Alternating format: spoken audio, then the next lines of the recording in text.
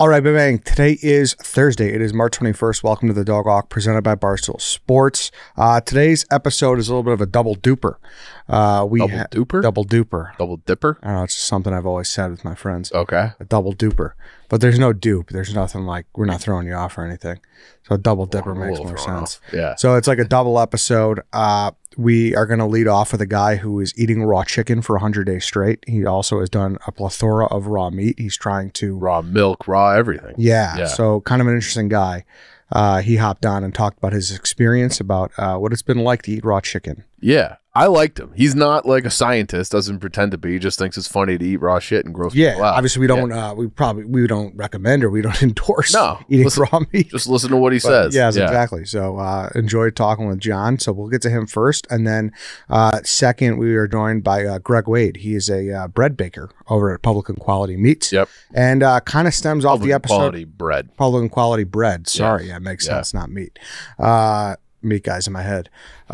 Essentially kind of tailing off the episode we did a couple weeks ago where we talked about the difference between bread here in America versus bread overseas. And then bread and historically, Yes, exactly. So we're going to get into all of that. Before we do, though, we got to talk about our guys at Rhoback. Rhoback Activewear, you guys know, it's the absolute best. And it's spring, which means Rhoback's Azalea collection is back for a limited time. Perfect for spring golf. These designs are literally incredible.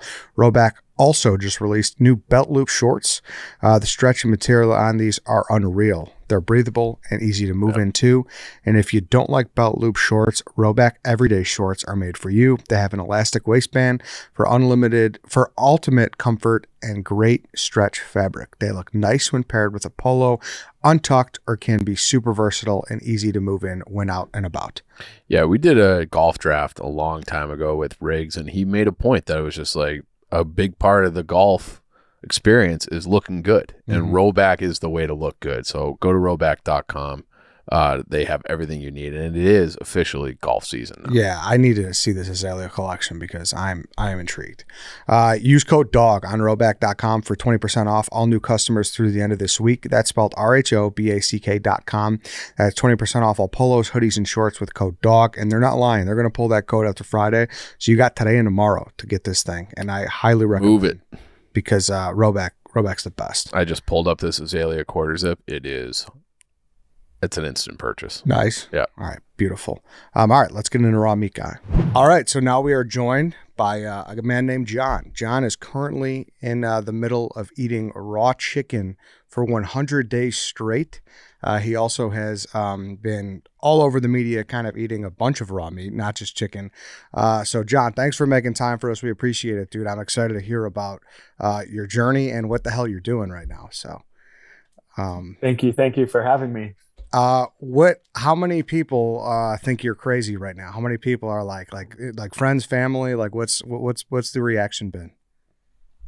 So surprisingly, a lot of people that I know very well weren't surprised at my newest project, just because I've kind of had a theme going of stuff like this. But yeah, I mean, the page blew up to like 400,000 followers in like 10 days or like 12 days or something like that. So it went pretty crazy. It was on the news in like probably like 25 different countries, hundreds of thousands of comments just being like, this guy's a dumbass and he's going to die this week.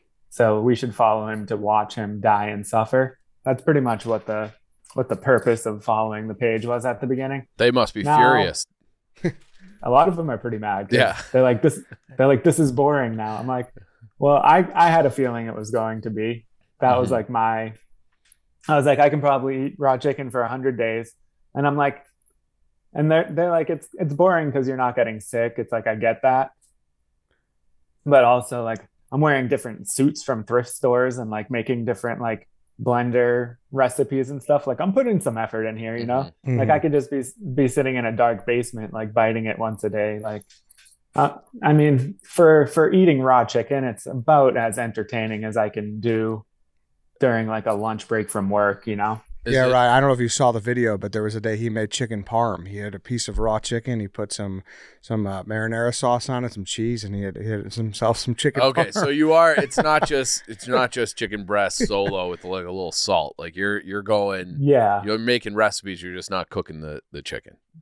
Yeah, exactly. Okay. We're doing like tartare, ceviche, chicken and waffles. I did a chicken and waffle smoothie where I put the waffle and the syrup in there and blended it up. I got to tell you, somehow this makes it more gross to me. What? Yeah, to me it's like, oh, I'm just gonna have raw chicken. Like that's kind of gross, but the syrup with all the other stuff in the blender is like, ooh, that's tough. So the blender for sure takes it up a notch. It's just I just have a blender, and I don't know. I was like, this is just another format of getting it down the system. This is not necessarily a health experiment then, or a dietary experiment. This is more of a challenge. Yeah, this one. So I've done like nutrition experiments in the past, but this one, if I was doing it for nutrition, I wouldn't be eating waffles, let's say, or chicken in general. Like there's, generally like eating beef or other stuff like that is more nutritious than eating a chicken breast. So this is more of an experiment into like the dangers of raw food, if it's overhyped, or basically if getting higher quality, like local farm chicken, if I can survive off that, then it's like, what are they doing to the chickens at the store that everyone's dying from, So is that what you're getting? You're getting like a humanely raised small farm kind of chicken, like not a processed down, like a Purdue chicken, right? Yeah, exactly. Just like local farms, or like if the chickens are outside in the grass, they're not like injected and on drugs and shitting on each other in a giant warehouse. So I've like picked up a chicken off a shelf at Whole Foods before and just eaten it out front on video. But this one I'm doing, since I'm trying to last 100 days, I'm like, I'm going to be a little bit more careful about the quality, like the healthier the bird, the healthier I'll probably be. I think that's pretty fair. A pretty fair way to think. Are you doing anything for your prep to clean it? Are you boiling it? Well, it's raw, so you can't boil it. But are you washing it in any kind of chlorine broth, anything like that? No, I actually asked the farmers, a couple of them. I was like, you guys don't use chlorine, right? Because like I don't think it's gonna be smart to be like just eating raw chlorine. It's probably better to be setting that shit on fire too. But yeah, I'm not really doing anything. I mean, if I take it out of they all come in like plastic packaging. If I take it out and it's like extremely like slimy or something, or dripping everywhere, then I'll just quick rinse it off in the sink. But that's not to rinse off bacteria. Like I don't think that would even work. That's just to like make it more easy to hold for the video. But what was the actual genesis? So you were just tired of people saying that raw meat will make you sick? Partially, yeah. So just doing a lot of research on like, cultures that eat raw foods and like, why can't we? And got into that stuff. And, like beef, I did a bunch of beef and fish ones. And that's generally like, people get a little bit upset about it. But like sushi and steak tartare and stuff is pretty popular, like worldwide, like people eat those things. So chicken was kind of just like the last one where people are like, okay, like humans can't eat raw chicken though. And I was like, not so fast. I feel like you can, like I don't see why not. It's just a little bird. How often do you eat it without any enhancements? Well, no recipes, no added ingredients, just like your fork and knife to a cold room temperature chicken breast. Lately, I've been doing that less. For like the first like 5 or 6 videos, I just ate it plain. And then I was like, damn, this blew up. So like, I got to start getting creative, because I didn't know it was how far it was going to go at the beginning.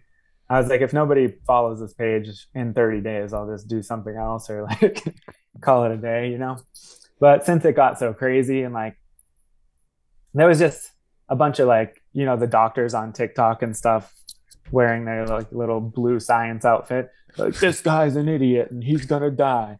And so now at this point, I'm doing it out of like spite, just to be like, Brother, When I make, we love doing things out of spite around here. yeah, exactly. Like Yeah. what else is there to do? Yep.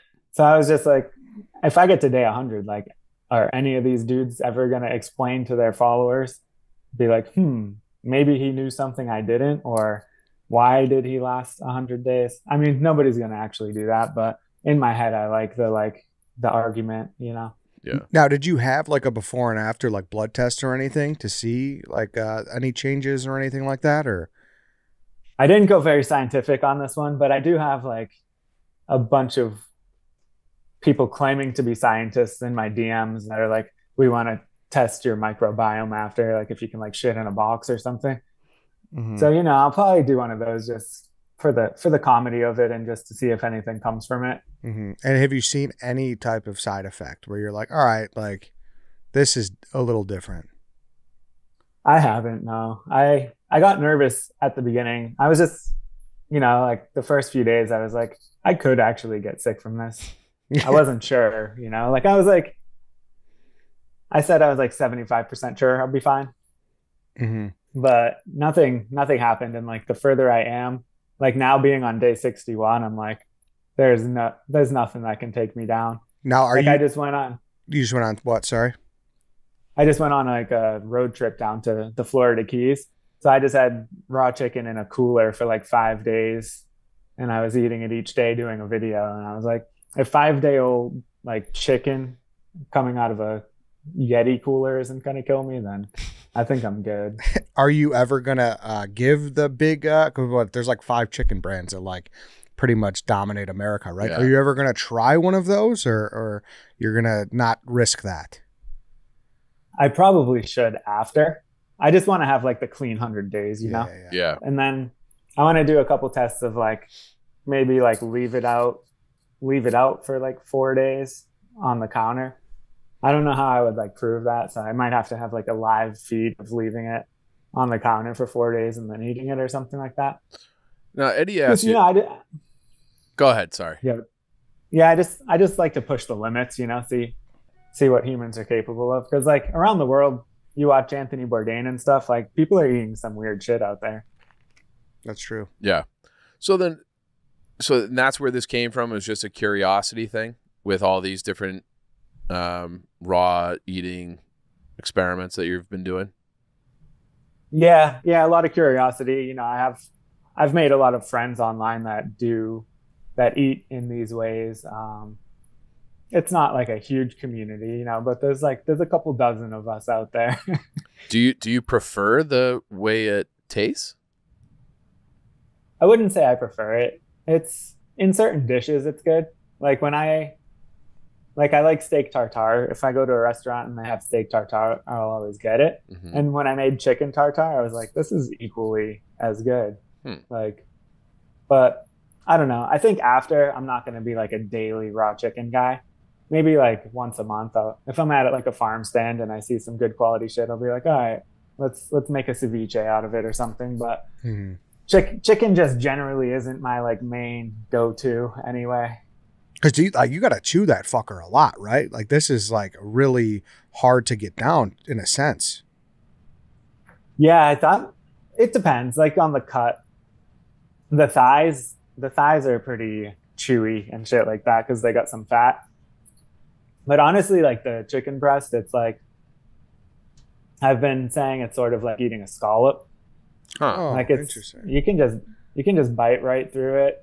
It barely tastes like anything. Like it tastes like chicken after, you know, like you know the LaCroix joke, how like it's like drinking a sparkling water with like a lime in the next room. It's kind of like the chicken version of that. Like a chicken just walked by like a few feet away. Barely tastes like anything. Once you cook it, it gets like amplified by like 100. But yeah, it's like eating water, you know. So you're probably more bored. You're more bored eating this than anything, I assume. Yeah. You have to put some toppings on it just to keep it interesting. Yeah. How many calories do you think you're getting a day doing it just like this? The chicken meal is probably like 300 from the chicken, and then like I'm probably chug like 6 eggs along with it. Okay. So it might be like 400 or 500 calories of like pure protein in the morning. which honestly keeps me full for like half the day. And then I'll have dinner with like friends or my girlfriend, or it's just like a one raw chicken meal a day was the rule. Okay. So like I'm not only raw chicken for 100 days, because that would be like brutal. Okay. I was gonna say, I was like, what's like date night like with your girl? Like, you're just Yeah, yeah. Like when I did like the milk only experiment for, I did like 14 days on that before I had to go on vacation. But yeah, that's when like the date nights get in the way there. You know. Wait, you don't want to go back to that, because I wanted to ask. You said your friends weren't surprised because you did crazy shit like this before. So what all have you done besides raw meat? Yeah, I mean, just in general, like one guy that has a podcast in LA now, he like knew me from Facebook in like 2015 or something. And I was just like, I had the same blender and I was just like chugging like random shit out of the blender, just like Chipotle burritos with like Dr. Pepper, you know. I was just doing random shit like that on Facebook, just, you know, for fun. Yeah. Nothing else to do. Posting it to like 200 people. Just like the food version of Steve Will Do It. That's Yeah. basically what you were.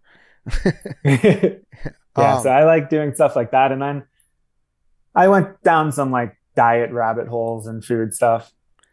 So like I actually think like eating high quality meat raw, or like raw eggs and like raw milk, you know, like, you know how some of the people are like into that nutritionally. Yeah. So like I'm over on their team with that. And then also I just think it's funny to like fuck with people and do shit that's disgusting. So like I'm 50-50 over there. So you're getting a big kick out of this whole thing. Yeah, I think the reactions are really funny. Is there any meat that you've had that like is just foul, like raw meat? Like that's I won't go back to that one. There's nothing I won't go back to, but actually, I have a couple of things in my freezer that I'm kind of scared to eat still. But I've done like the brains, the testicles. If you eat like a kidney is kind of the grossest one, just because it smells like piss. So that's like, it's not impossible to get down, but like you got to kind of hold your nose, you know. Mm-hmm.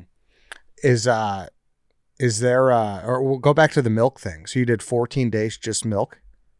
Yeah, just milk, no food at all, no coffee, no water, no pills, no supplements. The only thing that was allowed to go into my body was just pure raw cow's milk. So it was raw milk then too. It was unpasteurized milk. Yeah, yeah. Because I read a book that, well, they used to do like they called it like the milk cure. There was like a few hospitals in the early 1900s that would take sick people and just feed them nothing but milk for like a couple months, and like they had pretty good results with it. So I read some weird old books about that and just wanted to try it. I still want to go longer, but that was actually like the diet that I felt the best on. Really? Yeah. How much milk are we talking per day? You putting down a few gallons?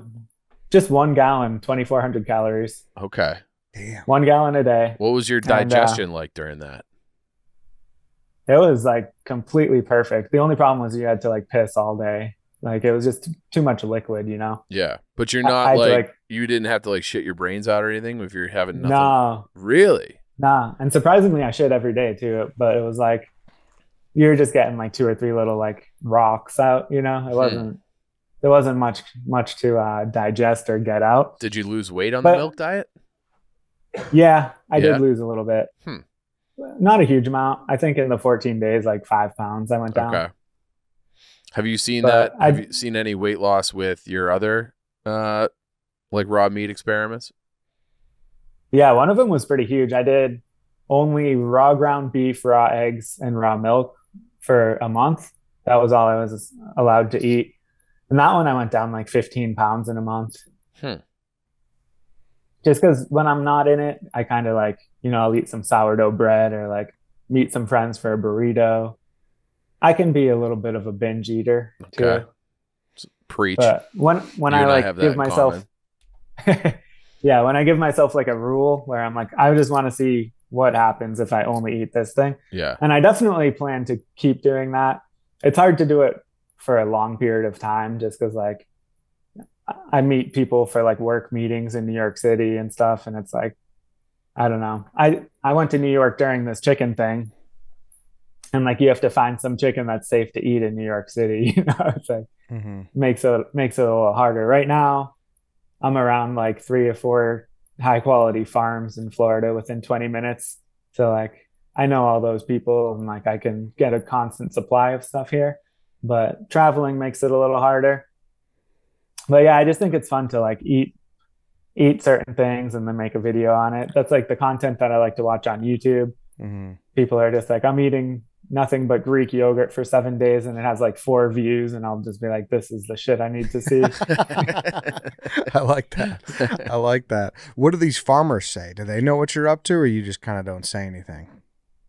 Yeah, I mean, there's like 1 or 2 that they definitely know, and like he supports it and like shares my stuff. And a couple of the other ones are just like, oh yeah, you're the chicken guy, and you can tell they're like, he did say, yeah, that this other guy, he said, he's like, any press is good press. That's what they say. But he had a tone where he was like, you're a fucking dumbass too. So this was never like intended to be a science experiment or like a protest thing, an education thing about like factory farming and diet, or was that like or was that part of the equation? No, it's just he likes YouTube videos like this, so he wanted to make it. Yeah, himself. but he is making a point to get like the good shit. I know. Yeah. Just kidding. Yeah. It's definitely partially both. Like I think like teaching people in a funny way that like some food is like kind of poisoned and some food is like not. I think that's a benefit of doing it. I don't think that was the main purpose. The main purpose is just, I don't know, literally just like, I think you can eat raw chicken, and like for some reason everybody thinks you can't. Yeah. So like proving a point, but also just showing that like the dangers of raw foods or whatever are overhyped. I don't know. I guess there's a bunch of points. Mainly, I think it's like, for me, like what motivates me to do it is comedy. I think like, I just think it's like the funniest thing you can do on Instagram. Have you ever thought about trying to do it and then also be super jacked like the Liver King? That's just never really been my vibe, I guess. Yeah, I hate lifting weights too, but I was wondering if that, because that was like he exploded. I feel like he was everywhere. Yeah. But I guess you really he had like too. He has the crazy energy, but he also has like hundreds of millions of dollars and like marketing teams and shit. I just like lean my phone up against a water bottle, record a video for 1 minute and post it. Like no editing. No, you're an old school internet I'm guy. I'm not putting too much time into it right now, but yeah, I think Liver King's DM'd me a couple times. Oh, really? Like, hey, Primal, just checking in on you. Hope you're okay. Type shit. So like that made me like him, you know? Yeah.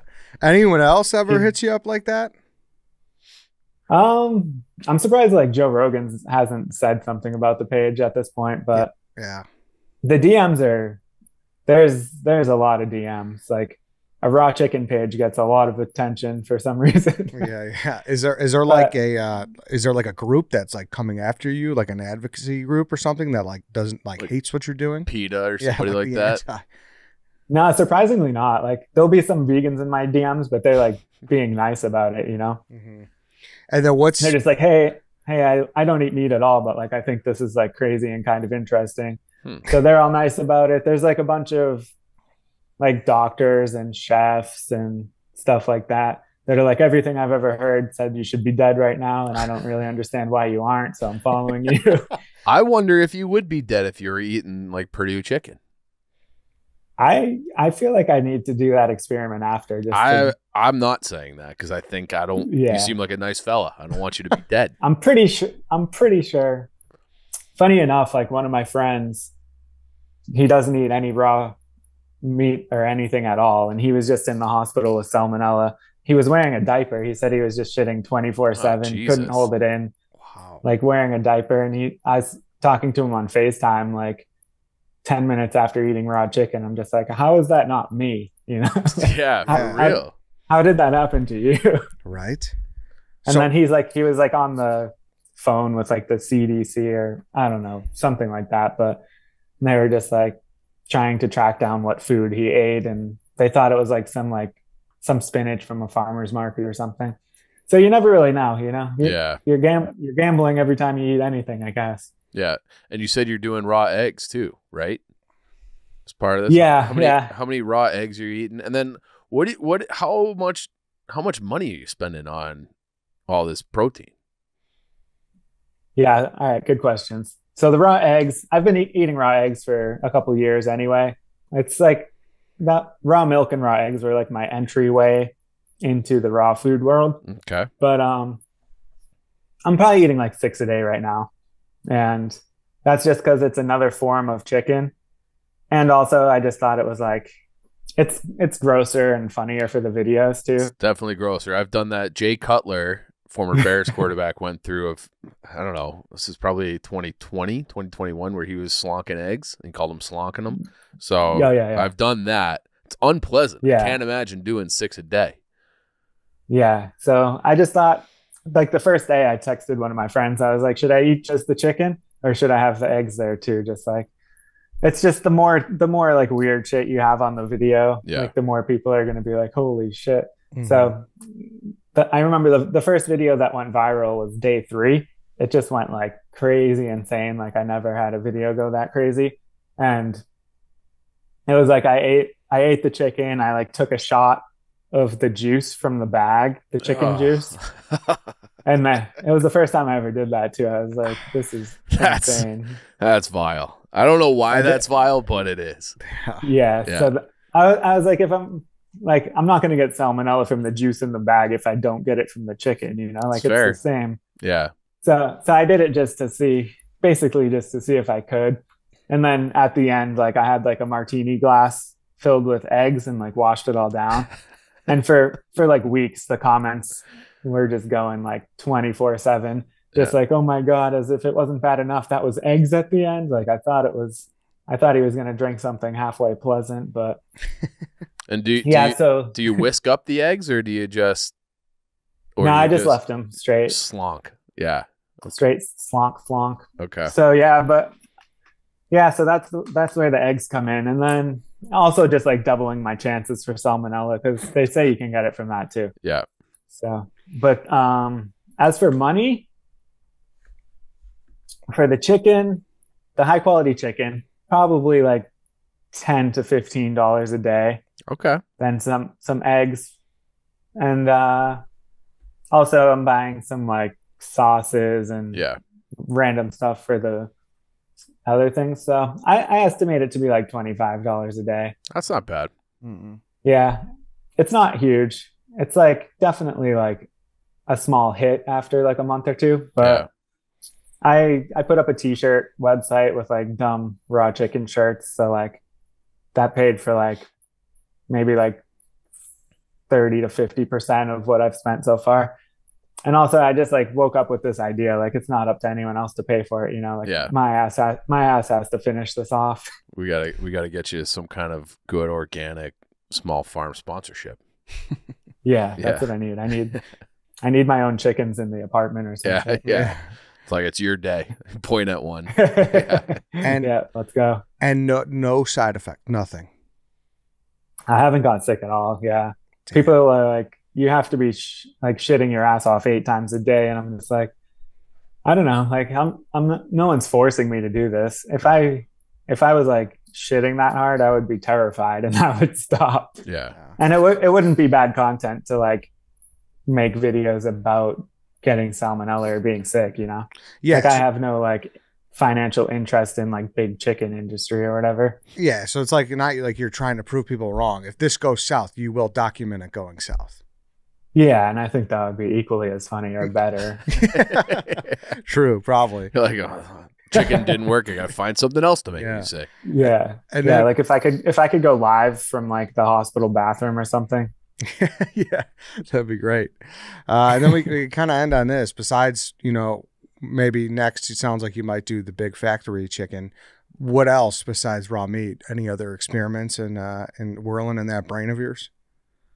I don't have an exact one yet, but I definitely just have a bunch of ideas. It's all just like what would happen if I ate this for 7 to 10 days or stuff like that. just tracking how I feel and my weight, stuff like that. And I just write like really long, like unhinged captions that they're kind of like comedy, but sometimes teach you a little something about food. Mm-hmm. Have you ever thought of doing something that's just notorious unhealthy? Like we had like Super Size Me was a thing. Have you thought about doing like a Burger King version, or like I'm just gonna have nothing but M&Ms for, all of Lent or something, like for Easter candy? Yeah. I'm just gonna have Easter candy for 6 weeks.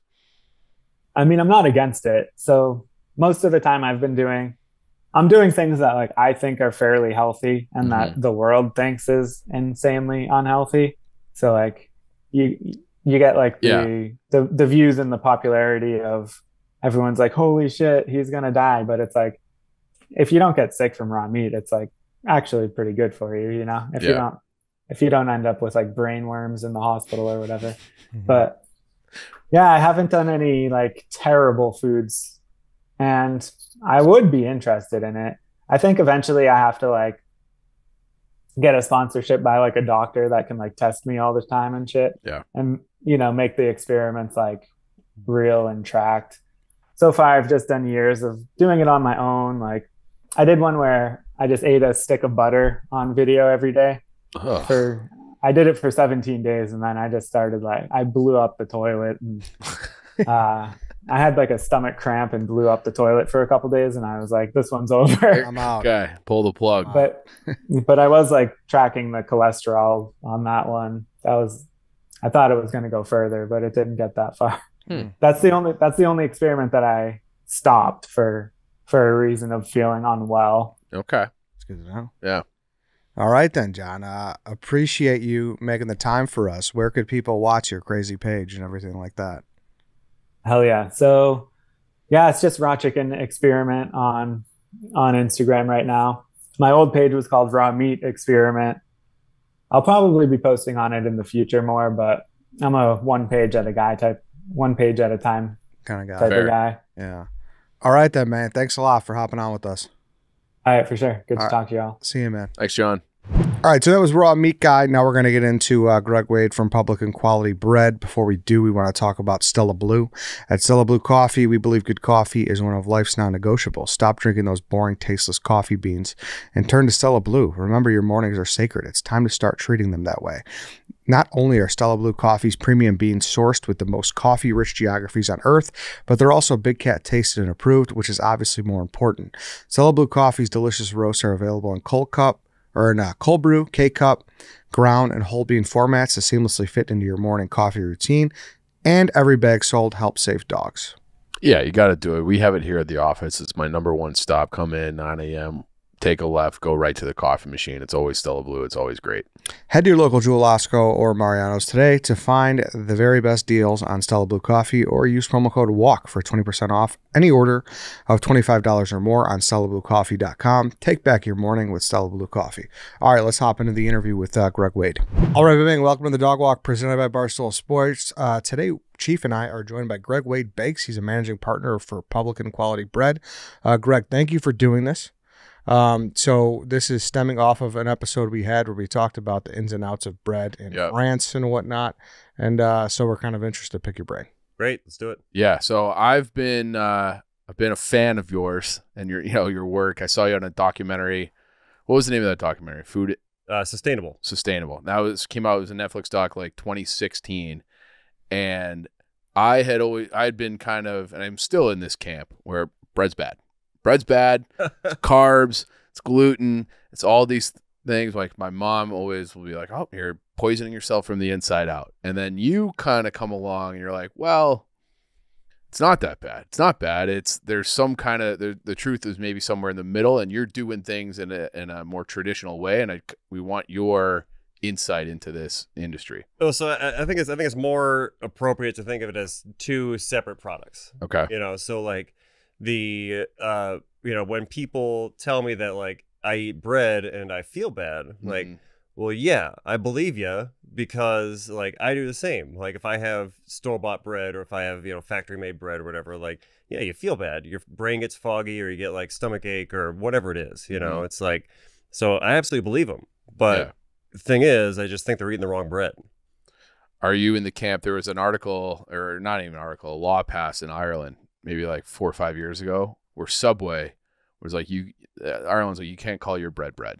Oh yeah, I'm on board with that. You're on board with it. Yeah, I'm on board with that. So then what's the first step then? What makes your bread different than, if you're even at Whole Foods and getting it from a place like that? Sure. So first thing that is majorly different is where we're getting our grain from. So we've got a farm about 2 hours south of here that grows our grain pretty much specifically for our bakery. It's called Spence Farm.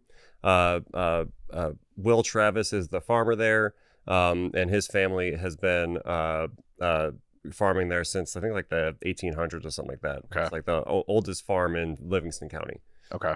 His father Marty used to manage the farm. Now he's a bit more hands off. Now that Will's a bit older, and Will's really taken over the farm. But so I first off, I coordinate with them as far as like what grain we want to see and like how much we'll use and things like that. And it's also like the way that the grain is grown. Okay. So we're picking grain that's like flavor forward, that is performs well in the bakery, and then also does well agronomically. So it's really like a true partnership between the two of us. Okay. I don't even know what that means. What does agronomically mean? So like works making money? No, no, the like growing the thing. You know, Okay. so like works well for like their soil conditions and okay. like works well on the farm. Okay. Yep. And then do you have to test it, or is it like your partnership with them is so strong, like you know exactly what they're putting into it? Like another thing you always hear about is like glyphosate. Yes. And we learned, that in like 2006, they started spraying glyphosate late season, and that could be causing an issue too. So is this like an organic farm where you're... Yeah, so I don't think they're certified, but they're like better than organic. They don't want to do like pay all the money for their organic certification. Yeah. But like you were down there, they're the most wholesome, like forward thinking farmers. Like they're all about like plants health and soil health and nutrition and things like that. Okay. So it's like it's really, really pretty incredible. So are they profitable? They must be, right? Yeah. Okay. I think so. Okay. I hope so. Yeah. They've been doing it, because that is like the big thing here. Like if you're gonna go this route, you can't feed people. Yeah. And you can't make money. Yeah, I don't think either of those are true. I think Okay. I think like long term, what I would love to see is like somewhere where like I don't think that we're ever going to see like re-ruralized small family farms all across America. I think like that's maybe some of that'll happen, Mm-hmm. but in order to like really have true good food grown well all over, we need to learn from the Green Revolution and learn from what the systems that were put in and just apply that to organic farming. How did you start down on this path? Because I'm sure, like you said, you're from outside Milwaukee. Uh-huh. I would assume you're about our age. You're a millennial of some kind, right? Yeah. Yeah. How old are you? 35. Okay. Yeah. Right in our, you split the difference between us. So I'm guessing you grew up eating all the same shit that we did. Oh, yeah. Yeah. Yeah. So then how did you kind of figure this out? Was it through baking, or was it through research, or? Well, so first I was turned on to it by Marty. I was in the basement of Girl and the Goat when we were first opening Girl and the Goat. Okay. And he walks in and he's like, hey, I'm the farmer, or I'm a farmer, and we got to talking. I was like, okay, well, I'm a bread baker. He's like, oh, well, I grow wheat, and we just kind of started talking about it, and that kind of was love at first sight, so to speak. Okay. So like, and tried his grain, especially in comparison to like the store-bought stuff. It was robust. It's, actually had flavor, had aromas, and it's like night and day. So first off, I was like, well, this tastes way better. Okay. And then throughout years of baking and research and things like that, then I was like, well, now here's all of these kind of health things to back it up. So if you're like milling it yourself, like you get the grain in, and can you just by the look and feel or smell, you can just tell instantly the difference between a good grain that Marty has versus if you're getting it somewhere else? Well, you're still going to want to do like you're still going to like lab test it and make sure that like there's not like too high to Don levels or anything like that. Too high of what levels? Don, it's like vomitoxin. Okay. It's like a fungus or whatever that grows on it. So you want to make sure that it's food safe, and then you're like, but looking at it, yeah, you can say like, yeah, this is quality. And then, but we also still have it tested for like baking properties, Okay. you know, and that like started with like genetics, and then once they started growing grain down there, then like kind of dove in a little bit more, and like each growing season, like you still test everything and find out like protein percent and different other kind of properties of the grain. So, but your original question, to not get too sidetracked, yeah. So first starts with the quality of grain that we bring in. Then the thing that is also very important when we're talking about like digestibility and also like, you know, eating bread and not feeling bad. Yeah. It's fermentation. Okay. So we focus on natural fermentation at PQB. So like we're using like a 30 to 40-year-old starter at this point. And the fermentation process breaks down all of the complex carbohydrates. So like in a normal bread, like if we want to talk about like a normal bread factory first, what they're doing is taking that wheat that was grown with a bunch of chemicals, you know, pesticides and things like that, and then different like chemical fertilizers. Then it gets sprayed with glyphosate to dry it out so the farmer can harvest all of it at the same time. Then it goes to a commercial mill. Commercial mill will do things like bleach it with potassium bromate, which, you know, it's bleach. Yep. And then they'll add in like dough conditioners or emulsifiers or preservatives and things like that. So they're taking already like a chemically grown wheat, and then they add more stuff to it. And then it goes to a commercial bakery, which like they may add more dough conditioners, which like make the dough behave as if it has been fermented, but it actually hasn't been fermented at all. Okay. So like a factory bakery, they want to like the longer dough sits around not being bred and being sold, the more money it costs them. Yeah. So like they want to churn it out as fast as they can. So we were in that other episode, we talked about how there was every single person in Paris is within a 10-minute walk of a bakery. Sure. Okay. And then there's 30,000, if there's like 30,000 or 50,000 independent bakeries in France. Is that something that we need education on, or that we can, how do we get more people to be like you? Because everyone loves bread. Everyone loves bread, but we're like kind of, I can't eat it. It makes me too fat. I think it's education. Yeah. You know, it's, unfortunately there's like a, you know, for honestly, for kind of good reason, there's this like attack on gluten, but like gluten's just the scapegoat. It's not like unless you're celiac, like then like that's, you know, it's a whole other thing. You shouldn't have wheat in general, but they're just like, they're calling it gluten that is the enemy, but it's actually the type of wheat that's being used, by which I mean like the stuff that's grown chemically and then has glyphosate on it. And then the fact that commercial bakeries are not fermenting their bread. So the dough conditioners I was talking about make the dough behave as if it has been fermented, but it actually hasn't been. So the fermentation process, you're breaking down all these complex sugars that are in the grain. Okay. And those complex sugars are not digestible by us. They're called FODMAPs, fermentable oligosaccharides, monosaccharides, disaccharides, and polyols. Comparatively, and you don't got to name names, but how many would you say in Chicago that you're like, these are legit bakeries?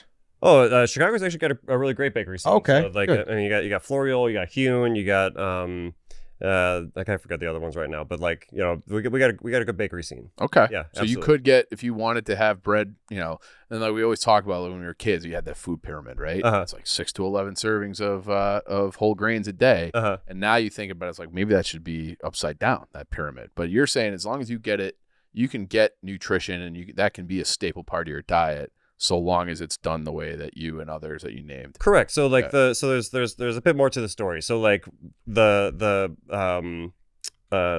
commercial bakery, again, they're bringing in this flour. It's just the endosperm of the grain, you know. So it's like you got 3 parts to the grain. Yep. Bran, germ, and endosperm. So they're taking out the bran and the germ. Those are loaded with like minerals and fiber and micronutrients and things like that. Okay.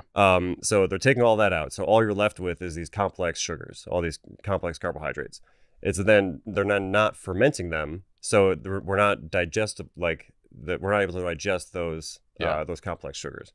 So when you talk about our bread, we are naturally fermenting it, which goes for at least 30 hours. And there's been a couple studies done that say like after just 4 hours of fermentation, those complex sugars are broken down by like 90 to 95%. Oh wow! After just 4 hours. Okay.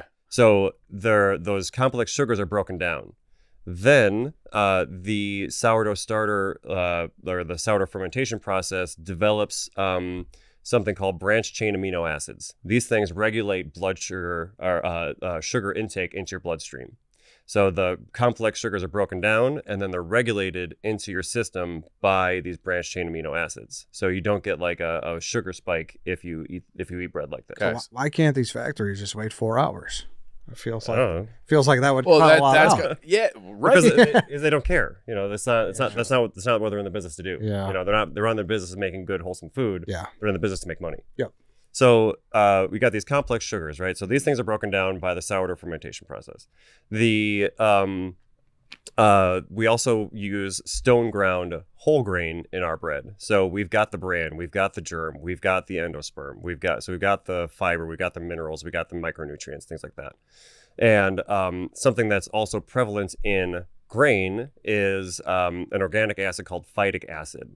This is a nutrient blocker. Okay. So even though all of these things are available to in the grain, they're not available to us without sourdough fermentation. Huh. Because sourdough fermentation contains an enzyme that breaks down phytic acid. Okay. So you said that the whole thing is about money. The if you're talking about like the factory, the commercial bakery, the commercial bakery, your Pepperidge Farm type places, how much? I guess if it was like, what do they charge for a loaf of bread? Do you know? I feel like I never buy bread. Let's call it $4. Yeah. For I think it's more than that. I think it's more than that. I think it's more than. Well, I don't know. I don't buy bread either. Yeah. Like, Well, why would you? Yeah. Yeah. So that's where I'm. But I look in the like, grocery store and it's how like, do you scale good bread? What do you mean? Like if you were like, hey, Whole Foods, I want to set up a giant, like you want to grow your business in a way that could supply a national grocery store. Is Sure. that possible? Yeah, so you'd still be able to mechanize certain parts of it. Mm-hmm. You know, giant ovens, different like packaging lines, that sort of thing. Like it could be done. Absolutely. You know, so like, because the process remains the same. You're still going to mix the bread. You're still going to ferment it. Yeah. You just need like bigger buckets, Okay. I guess. What's the shelf life on? So shelf life would be like usually like actually like stays really good for like 4 or 5 days. Okay. Just wrapped up on the counter. But then it freezes really well, and like and also like it doesn't particularly mold. It just kind of like dries out. So like the longer that it sits, it's like because you got all the acid in there, you know, so from sourdough. So like you don't so like it prevents mold growth really. Okay. So it's a natural preservative. So I do feel like this food industry is a weird space for a working guy. Like we have normal hours here. Yeah. What are your hours as a baker? So you know, like normally I'm getting into one of the bakeries by like 5:30 in the morning. Okay, not terrible. Not terrible. Not terrible. Depends on the day. Like when we just opened Oak Park, actually, we got a brand new pastry oven. We had a brand new bread oven, and for the whole first week that we were open, the pastry oven was down, and one of the decks on the bread oven was down. So we're trying to bake all of this bread and pastry out of half an oven. Okay. And Sounds like hell. Yeah. it was tough. It was really tough. So I was getting in there at like 2:33 to like try to get like everything baked, you know, in the appropriate amount of time or whatever. When you're at full capacity, how many loaves of this sourdough are you baking a day? So over at Grand, we're doing so like we've got our wholesale and also retail shop at Grand and Wood. We're doing I just looked about 20,000 pounds of dough this week. So like you figure Sounds like a big number. Sounds like a big number. Yeah. So it's 20,000 pounds of dough in a week. So like each loaf is about 2 pounds, maybe 3. Okay. Depending on if it's a large or small or whatever. Yeah. So yeah, that's what 10,000 loaves of bread, It's a lot of bread. It's a lot of bread. It's a lot of bread. And then how much are you selling to other restaurants and other stores versus people like me? I'll order through like Caviar on the weekends. Right on.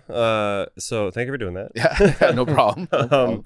Well, girlfriend's obsessed. Like she's tried to do her own sourdough. Can't get the starter to go. So if I have bread, I'm ordering yours. Great. Yeah. So as far as like restaurant, like I mean, our wholesale business is probably, I don't know, 75% of what we're putting out, maybe 80. Okay. Yeah. So is there through education, is there a desire to be like, hey, like stop by at Publican Quality, pick up a loaf, or are you content with this wholesale market? So, well, I mean, like you can buy bread from us directly. Yeah. And it's the freshest you can get because we bake it and then literally put it right out on the shelf. So it's like a lot of times it's still warm. And so that's great. Yep. But I've seen the I don't know if you've seen this at like your grocery stores where they will have the plastic bags that have a little like, it's like opaque to like, it's supposed to mimic steam of fresh bread inside the plastic bag, but it's like completely just fake. It's just like a, that's kind of dumb, right? Like, I agree. Yeah. I agree. But that's what they say that they're going for is they want that steam from inside of, because I assume that happens with your bags, right? If you wrap it up quickly. Yeah. Yeah. Yeah. Yeah. So they're trying to mimic that process. That's so stupid. So it's like kind of the same thing with, so like get this. So like the like you've seen enriched flour, right? So like the you know the reason why it's enriched?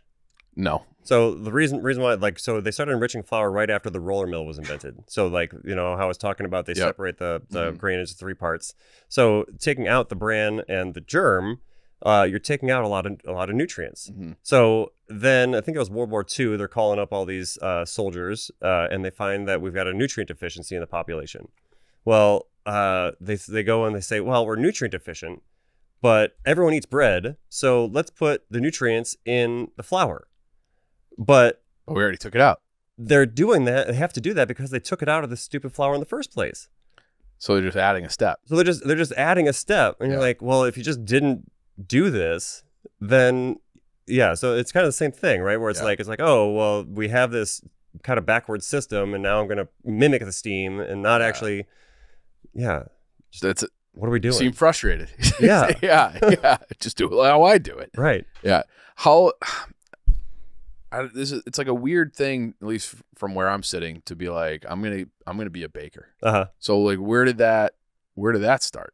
Well, I grew up around food like a lot of people do, and loved it. And I was going to school at UW Milwaukee right out of high school, and I made it like a year and a half, and I was like, this isn't really for me. And I got a call from a culinary school in Chicago, and they said, hey, you should come to culinary school. And turns out my mom, like when I was first looking at colleges, had signed me up to get a call from these people. It just took them 2 years to call me. Okay. Yeah, which like kind of serendipitous, because like if they called me like right out of high school, I'd probably be like, I don't know. Good. You know?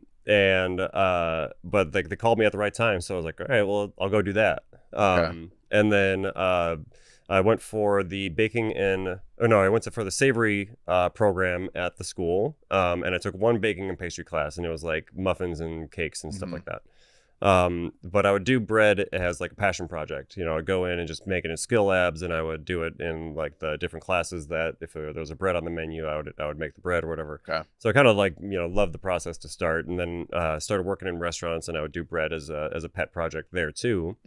And I'll bake at home and stuff. And then eventually, when I was working at Taksim in Wicker Park, met the chef de cuisine that was working there. His name's Jan.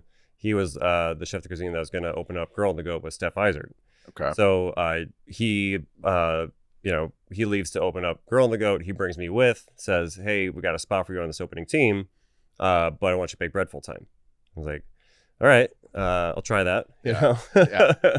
How your pet project to a real life project. Right. Yeah. Your whole life. Right. Yeah. So, you know, I just really kind of fell in love with the whole thing. You know, it's like the smell of the starter and like the fresh flour being mixed as the dough and things like that. And then, you know, for me too, it's like it's like kind of the whole process. And when you're doing something that seems really simple, like bread, like there's nowhere to hide. Yeah. You know, it's like you're working with flour, water, and salt.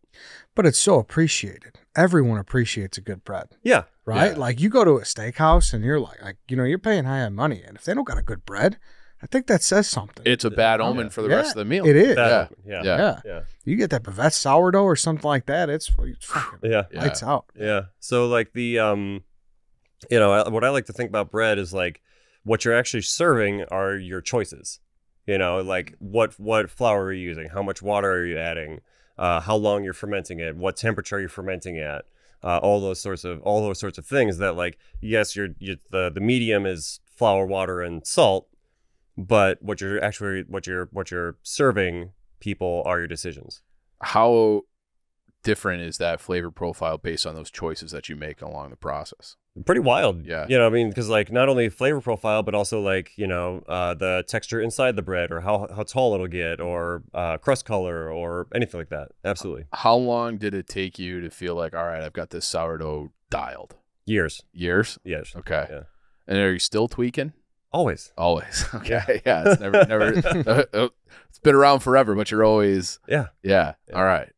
So what does that look like? Are you just in the lab, just kind of like tinkering on things and trying things? And Well, there's no lab. There's just the like kitchen. Yeah. bakeries. Yeah. And oftentimes like we're to a point now at both bakeries where I've got to, like, you know, find a place to work. You know, it's kind of funny being the managing partner, and then all of a sudden I'm like, do I have space here? Is this, you know, everyone's shaping bread everywhere. Yeah. You know, bags of flour stacked up and whatever. How many people will come in and tell you how much better they feel when they eat your stuff? Oh, like tons. Yeah. Yeah. And what's like their usual things that they point to? So really all of it. They're like it's kind of the same thing when people go to Europe. They're like, oh, I can have the pasta and I can have the bread, I can whatever. It's the same thing with us. You know, they're just like, so many people are just so excited to be able to have bread in their diet again, and not feel bad. So that's what they're going to.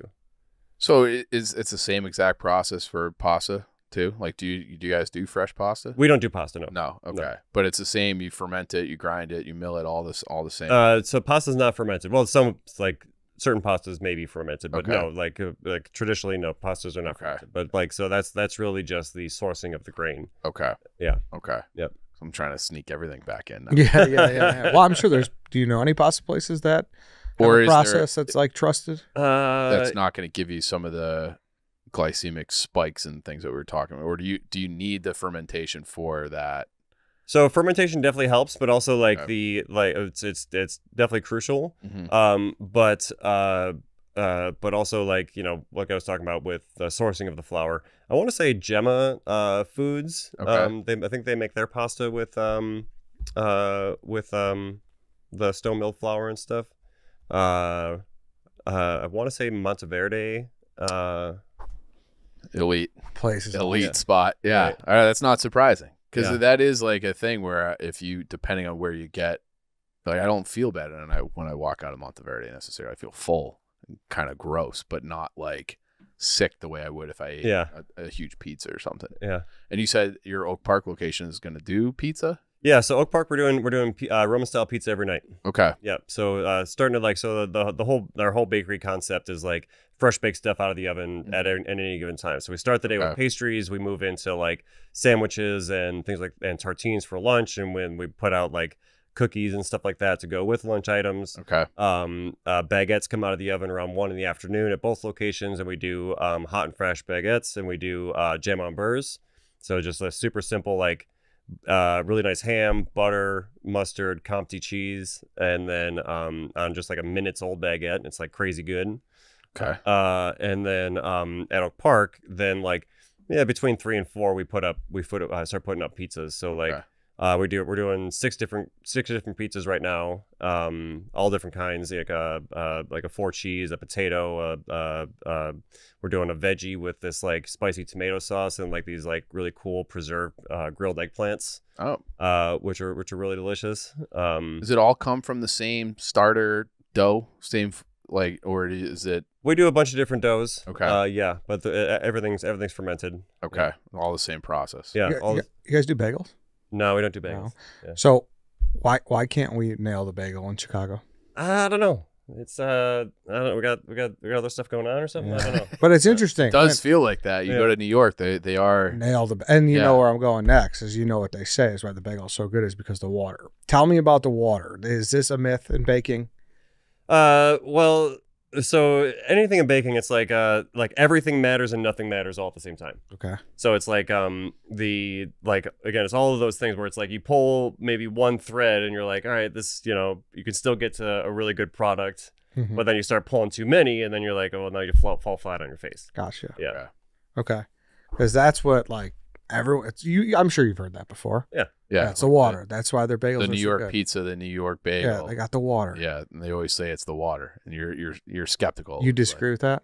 Yeah, it's I mean, kind of, but Mm-hmm. yes and no at the same time. Because it doesn't make sense that nobody's really been able to do it, to my knowledge. Outside of New York City. Yeah. Yeah, and there is something, you go to New York, and we used to go there for work once a quarter. It felt like you made a point to get the bagels because the bagels were better. Well, so here's the thing: is also a culture thing though too. Well, you also got to think about so there's also the thing called like food memories, and you also got to think about the environment that you're in when you have the things. Okay. So it's like a little placebo effect. You think maybe a little bit, So it's it's like when you go on vacation and you're you have a super simple salad and it's just fresh greens with some lemon juice on it and whatever. And then you go home and you make it and you're like, well, it's the exact same stuff, but it's just not nearly as good. And you're like, well, it's because I'm not on vacation in a beautiful area with friends that I love and whatever, family and stuff. And then you're like, I also feel like every salad you make yourself stinks. No matter what. I disagree with that, but the salads I make are 50% cheese. So. Okay. All right. So then I guess how I was told to get insight on how to do the starter too. Okay. All right. So what is the hardest part to get if you're a new baker and you want to be an at-home baker? What are the Greg Wade top 3 tips to get it going the right way? So you got to be patient for one. And if you think that you killed it, you likely didn't. These things are pretty resilient. Okay. But use warm water, and you got to wait for it to be active. Okay. So by warm water, I mean 90, 95 degrees. Okay. And then wait for it to actually rise before either refrigerating it or using it or whatever. Okay. But so warm water and consistent feeding. So at the bakery, we feed ours 3 times a day. Now, I'm not asking for a home baker to do that. Yeah. But you should feed it, 1 or 2 times before you go and try to make bread out of it. Okay. Yeah. So you feed it, 8 hours later, you feed it again. 8 hours later, you feed it again, and then after that, you can use it. Okay. And sorry, have you been to France? Did you say? No, I've not been to France, but I've been to Italy a couple times. Okay. And are you what's different there, or are you guys pretty similar in what you guys send out? Honestly, I think we're pretty similar. So I've spent some time the breads in Italy I've found to be more dry, just drier dough. But I spent time with Bonci in Rome. Okay. And when he comes to Chicago, he usually comes and visits our bakery and stuff. We bake together. But his doughs are usually a little bit drier. But he's he's doing the same thing. Natural fermentation. He's got quality whole grain, that sort of thing.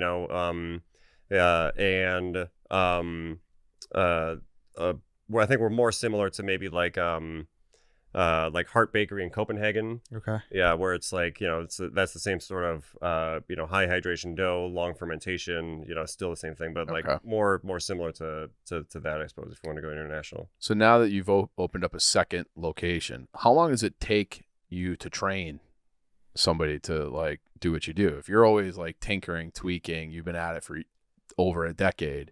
How do you hire anyone? Systems. Okay. Yeah. All right. So it's kind of like an assembly line. What do you mean by system? So so by systems I mean you're able to put somebody on a station, and there's enough structure there where they have the instruction they need to be able to be successful that day. We of course still do side-by-side training and teach everybody, and training is a constant thing. You just constantly decide to do it, and you just keep people on track and whatever. But like, so for example, our mixer, we give them a mix log, and we say like, have the doughs in the mixers at these times, use this, and then they do some calculations with like what temperature water they're going to need and things like that. But we provide the structure for how to do that. Okay. So it's really like those sorts of things where it's like, we have the systems and organization to say like, even if you've never made bread before, if you do this and you follow our parameters, then it comes out successfully. Have you ever thought of doing just like a Publican Quality pizza only? Like you're open at like whatever dough you have left over from the day, and just like you put it in a place and you market it that way, where it's like, hey, like we make our bread the way they do it in Italy, and like that's like its own. You just open the Oak Park one. Like if you open up one on the north side somewhere, it's like, hey, like this is the best pizza you can get. Has that ever crossed your mind? Well, I always think that all roads lead to pizza. Yeah. Okay. Yeah. You're not wrong. Yeah. We got our boss has basically built an entire career off of grading pizzas. Yeah. So yeah. But also I do want to say too, it's like, yeah, we're doing things similar to how somebody might do it in Italy, but like I really think that like our style of bread is more of like a contemporary American style of baking. Okay. So you see it, kind of all over in America these days, which I'm really excited about. She Wolf Bakery in New York, or B&Qui, or Dan the Baker in Columbus, Ohio, or you see it like, and it's what's really great is that like. And I kind of get upset sometimes when people are like, "Oh, you're so much better than this bakery, you're so much better than that bakery," and it's like they're talking about nationwide things. Yeah. And like, for me, it's like I'm more excited that people are doing good bread all over. It's like, do you feel like it's become a much bigger space since when you started? Absolutely. So like I was really inspired by the Tartine book. And like a lot of bakers are, Chad Robertson, like fantastic baker, has really built a really incredible series of bakeries out in California, and like really inspired a lot of bakers like myself to do what we do, so it really, helped, I think inspire this contemporary American style of baking. And for me, it's like I said, we don't need to be the only people that make bread, even in Chicago. Yeah. Like it doesn't need to be like, there's so many people, and right. We don't need to be the only people that are doing it. Other places have 30,000 independent bakers. Right. Yeah. So great. Yeah. So for me, it's just like, I'm more excited to like celebrate that we have a great bakery culture here. Okay. And things like that than trying to be the best. Do you get annoyed when you see like people be like, you got to do the carnivore diet? Yeah, I mean, like fad diets. I mean, it's like I'm not into it. Yeah. Okay. Not into it. No. Yeah. Do you have a bread, like a big box bread that's in a bag or whatever at Jewel or Mariano's that you wouldn't touch with a 10-foot pole? Most of them, I don't like. I Yeah. don't like that. Well, that's just also like I make bread, so Yeah. Yeah. So there's never like a guilty pleasure. You're like, that's good, but sometimes I'd like to go have that wonder, like I remember as a 12-year-old. No. Never. You're converted and you're good. Do you, if you go to like a party, or you go to a baseball game, and you're like, this hot dog with this bread is like trash, or do you just like, I can't eat any of that? No, I'm still excited about the hot dog. Okay. All right. It's like, as long as like Chicago style. Yeah. It's like that's okay. That's the important. It's a good question though. Like, Yeah. You know what I mean? Like, how much does that ruin it for you when you go to a place where it's not quality? So I mean, like if I'm out at like a restaurant or something like that, if I have the option of not having something with bread, then like, unless I know like where who's making it, where it's from, or like everything, I'll just pick non-bread options. Mm-hmm. But like if I'm at like an event or whatever, like I'm gonna have a hot dog. Yeah. Okay. All right. Yeah. Well, that's what you never know. You never know. Yeah. Be like, I just can't. It's like it's like almost like it's offensive to you. Yeah. To process that. Yeah. There's so many of these. Yeah. You're like, it's got that bleach in it. Yeah. Yeah. Mm-hmm. What do you got? Anything else? No, I think that's it. Yeah. This was fun, Greg. Thanks for coming in. Thanks for I having think me. I might stop by for that ham and cheese. You got it. Yeah. And then one more time, you could name all the places where people could get your bread, because I'm sure people are definitely going to want to grab it more after this. So let's see. You can get like both of our locations. One out in Oak Park, 211 Harrison, and then at Grand and Wood in Chicago. But then, so we keep a pretty up to date list on our website of everybody that picks up our bread. Okay. Cool. And then your Greg Wade Bakes on Instagram. Yeah. Perfect. Yeah. Or you can just follow Publican Quality Bread. Yeah. There you go. Any Pump the other company. documentaries coming out featuring you? No, I don't think so. Curiously, actually, just did a good like kind of mini one. Okay. That was a really good job that they did. Okay. But I don't think so. Okay. I don't know. All right. Well, we'll see. That I loved that documentary. It was one of my favorite. Kind of like opened up my eyes to that whole process. So, all right. Well, I'll be seeing you later for a sandwich. All right. All right, Greg. That's good. All right. Appreciate you. Thanks, guys. All right. So everybody, thanks for listening. Thanks for watching. See you next time.